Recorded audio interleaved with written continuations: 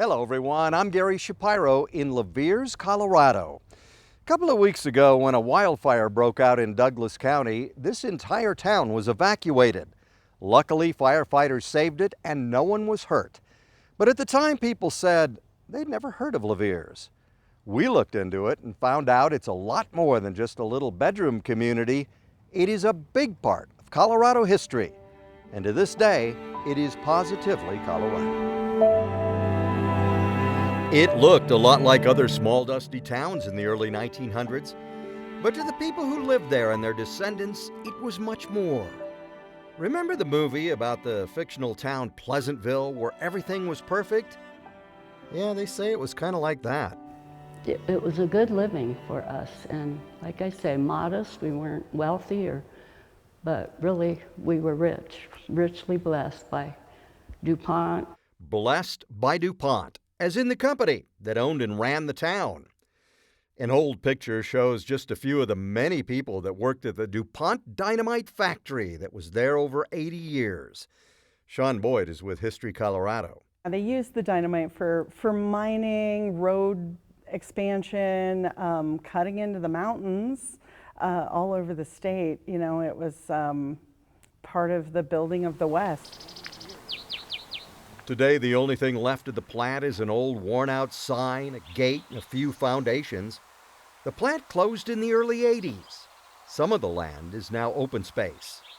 But the town is still there and reminds us that Louviers is one of the few true company towns in Colorado. Betty Oblander's family worked there for decades. They took care of everything, remodeling, painting, wallpapering your homes. They owned the recreational center, the Louviers Village Club, the school, the church. It was all kind of tied in with the company. The Village Club, built in 1917, was and still is the heart and soul of the community. Its auditorium has seen countless town meetings, pancake breakfasts, and bingo sessions. The bowling alley next door is the oldest in the state. Only 2 lanes, built all from wood.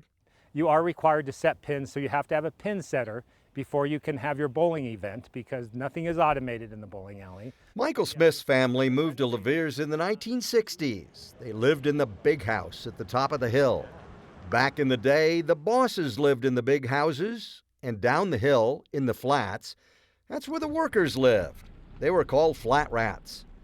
But despite the so-called caste system, most people who worked for DuPont loved the company. And Louviers was a happy, close-knit, special place. People who live there now say it still is. You know, that's been how Louviers has been forever, where, you know, if you've ever find yourself in a situation, you can always go knock on your neighbor's door because everybody knows one another and we're all here willing to help out. A Pleasantville kind of vibe, if you will. With photographer Manny Sotelo, Gary Shapiro, 9 News. Wow, that sounds really nice this morning. Well, the DuPont company started winding down dynamite production in the 1960s, and they put many of the homes in Louviers up for sale. Yeah, and the recent evacuation because of the wildfire wasn't the first time residents were forced to leave. 60 years earlier, in 1965, flooding on the South Platte River caused widespread damage there. But the residents came back to rebuild their homes and lives. If you have a story that is positively Colorado, send Gary an email on gary.shapiro.9news.com.